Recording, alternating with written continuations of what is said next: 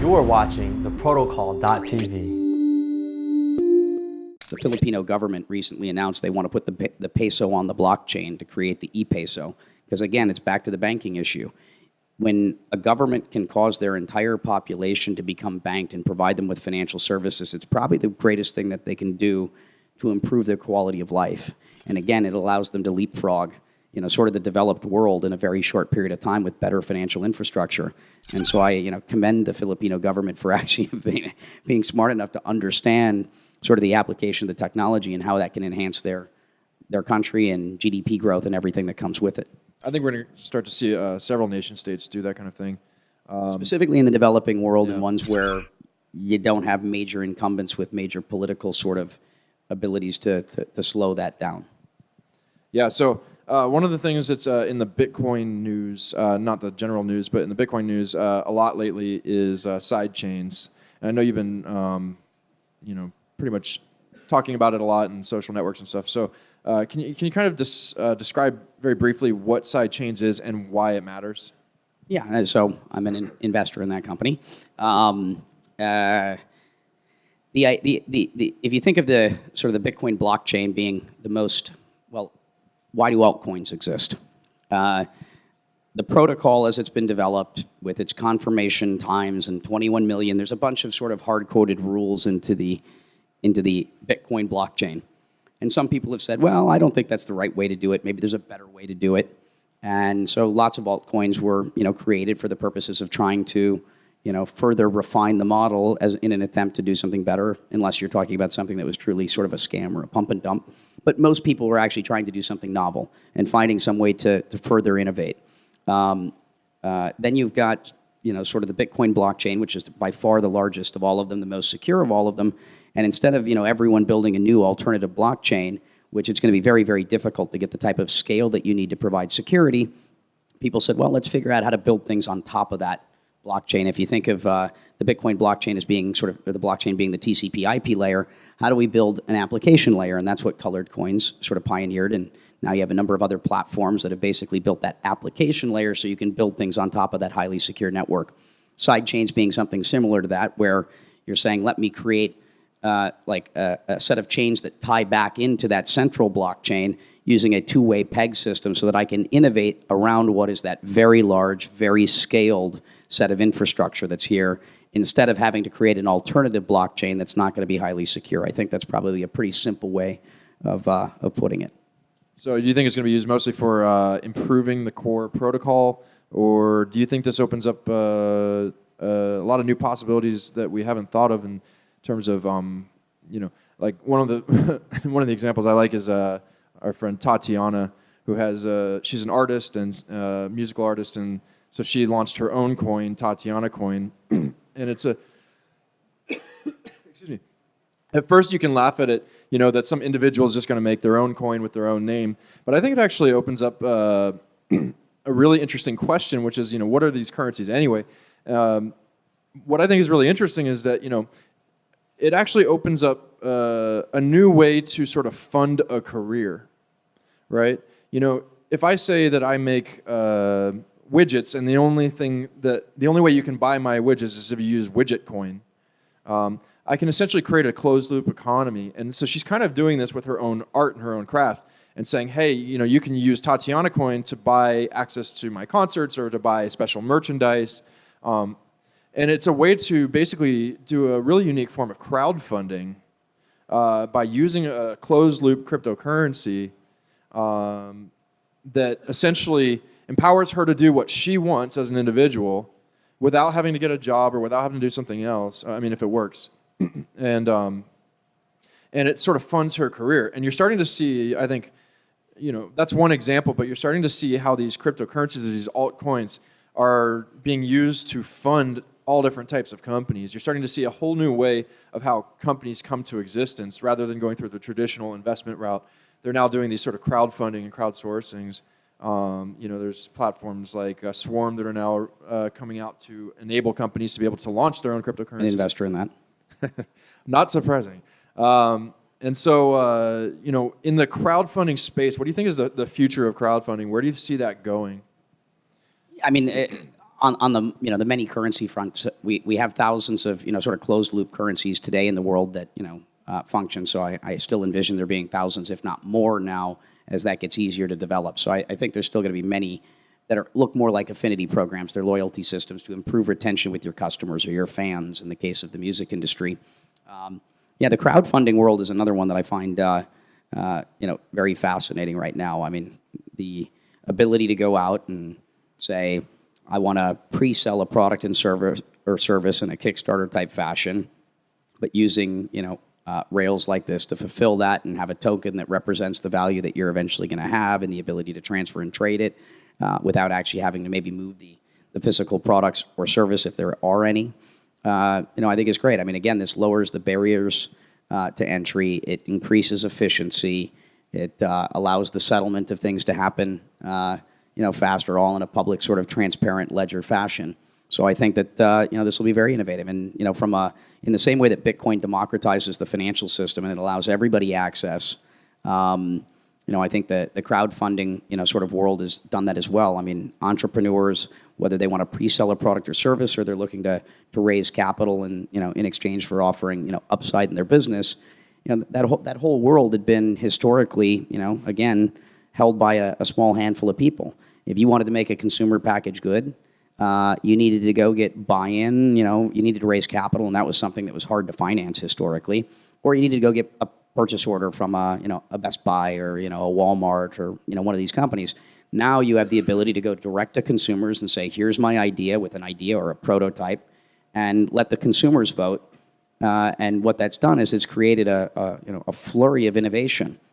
So I think what that's done from call it a crowd sale perspective to be different, very distinctly different from a crowdfunding perspective. But I think on the crowdfunding side, that's happened as well. Historically, if you wanted to invest in early stage technology companies, if you weren't part of a tight-knit group of sort of insiders in the know, you were never going to get access to the best deals, which means you were only going to be investing in second or likely third-rate deals where it's not likely you could ever make money. And so what that's done is it's kept a lot of capital out of the markets that would have been here to finance us as entrepreneurs. And now through this sort of democratization of the early stage finance world because of platforms like AngelList and cryptocurrency, I think you're going to see a lot more capital coming into the market to finance entrepreneurs, which again, I think is a great thing because it's going to create and drive further innovation. So I love it in, every which way. I would even take it a little bit further and say that, one of the other cool things about it is that it essentially turns your own customers and your early adopters, the people who love your product the most, into your investors. So they have a vested interest in spreading the word and spreading the message to their friends and growing the product organically. And so you're really well aligned with, your investors are aligned in the company, even more so than, say, a traditional investor would be. I think that's really exciting for what it can do for the future of companies. And that takes me to the next step, which is... Well, that's good and bad as long as you deliver on time. Yeah, true. So we've seen a lot of that. False promises. So that takes us... They go from your biggest advocates to right. pitchforks are out. Yeah, mob rule. So, there's always a balance there. But it takes it even further. So, like when I think really, really far out in terms of what cryptocurrency can and probably will do on a long enough time horizon, it really calls into question what is the very definition of a company, and does that definition change? There's always been a very traditional model. You go to the people who have money, you ask for it, they lend it to you or they invest in you. You go and you build your product and your service, you sell it to a bunch of other people who actually want your product, and you pay all the money back to the investors, and the investors keep that money.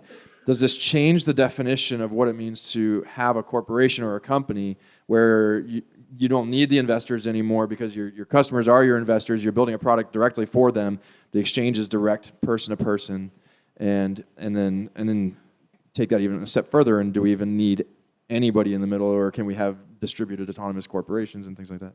Well, I mean, the answer is yes. Clearly, eventually, I mean, what is a corporation?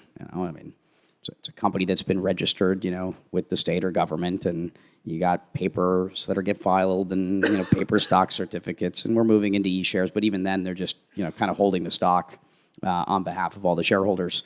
Do you really need any of that stuff, especially as we move into a world with, again, smart contracts where you can have, instead of lawyers documenting things, you can program a set of rules, that allows you to kind of eliminate a lot of that activity, and you eventually get to the point where, okay, you can have all of those rules assigned to the token holders that are essentially acting as the shareholders in this entity that doesn't actually exist as a registered entity anywhere, but all of us that own it. Not likely because of, well, I guess you could even see yourself in some ways having a consensus mechanism where if 51% of the people agreed, you could probably even sell a decentralized autonomous organization to someone depending upon its rule sets and how it was architected.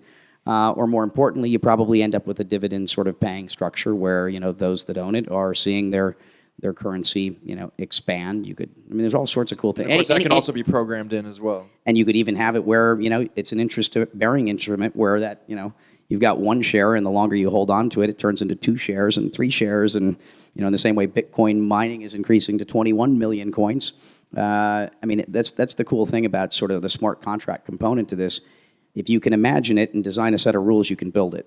And so I think the answer is yes, we're going to end up there, eventually. I think the main thing that's going to slow that down is those of us aware of it, those of us understanding it, and ultimately those willing to buy into it. We need, sort of mass adoption to occur for that to reach a point where it can happen at scale. Because as of right now, we're probably only about 5 million people in the world that have taken the time to become truly engaged in kind of this activity and the things that are happening here. And that number needs to be a lot bigger. Or if you're someone that's trying to do something innovative, you're still better off, in the old world because you've got, better access to capital markets. But, I think Bitcoin, the currency, and the currency applications are the ones that are going to be driving the mass adoption, which then allow, kind of wave 2 and wave 3 of the innovation to, happen. But I guess it's possible some other opportunity using the technology could end up becoming the mainstream thing that actually drives the adoption, which then brings it back this way. But currency seems like the most important one. In the same way that the Internet of Information has eliminated borders in our ability to move information instantaneously anywhere in the world, we should be able to move money or value in the same way that I can send a text message or email today. And so I think the Internet of Values applications around money and commerce and payments and things of that nature will be the main thing that drives adoption. Again, specifically because in the emerging markets, the existing payment systems require trust. And a majority of the world's population doesn't have the ability to buy anything online today because they come from a place where our payment architecture and systems say, we don't trust you. And this eliminates the need for trust, and it allows every human being on the planet to participate in the internet economy. So I think that's the thing that will drive sort of the mass adoption that allow these next waves to sort of come to fruition. Yeah, I tend to agree. I always liken Bitcoin payments to email in the early days of the internet. It was that first killer app. It was one of those fundamental changes that really changed everything, and you got it for the first time. But to say that the entire internet is email is pretty ridiculous. In today's age, we look at it now, and it's just like one tiny component, and we've even moved on to other types of messaging and stuff. But it was that sort of linchpin that unlocked incredible value in the internet. And I think we're still in that early stage of development where payments is everything everybody's talking about. And we're building the other layers right now. We're building the JavaScript. We're building the HTTP layers. We're building all the other layers that allow for all these other services to come up. And payments will always be integral to that in the same way that email is still integral to the way we use our web services and stuff. We still rely on our email box every day, even to this day. I think payments are going to be exactly like that. That it is that sort of linchpin that unlocks everything else. But it is by no means the only thing that we're going to see. And it's really just the early days. That's what gets me so excited about this space. Every day it's changing, and it's like 1994, 1995 internet days, but we're all a lot smarter and see how things can scale, in the most extraordinary ways now. And hopefully investors are more sane. Although I don't know, we've already out invested. They were insane back then. Yeah, but we've already out invested Bitcoin companies. There's been more venture capital investment in Bitcoin companies than there was in the entire internet, right, in 1995. Yeah, we're at 1995 levels, but that number is misleading for 2 reasons. On the negative, I don't think that's inflation adjusted, but I don't think that's the negative. The thing that's really changed here is what it cost to build a website in 1995 was, it was extraordinary. It was $1 million to make, a website that had any interesting sort of feature set. Now, because of Amazon Web Services and software as a service and open source, and you've got all of these things that have changed. Money goes a lot further now. So I mean, we're far, I think, beyond where the internet sort of funding was in 1995, because money just goes much, much, much further. You can build a business with 50 grand today. You couldn't imagine doing that in even 2005.